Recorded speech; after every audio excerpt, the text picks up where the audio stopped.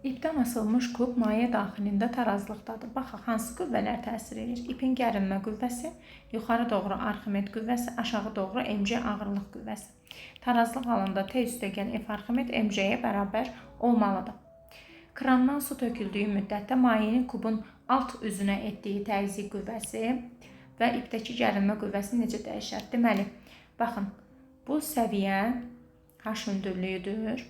Və təzyiq qüvvəsi üçün mən yazacağım ρ, J, H, S. Su töküldükcə həmin o H səviyyəsi azalır.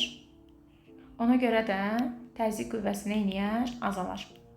Bəs ipin gərilmə qüvvəsi üçün nə düşünərik? İpin gərilmə qüvvəsi MC çıxılsın, F Arximeddir.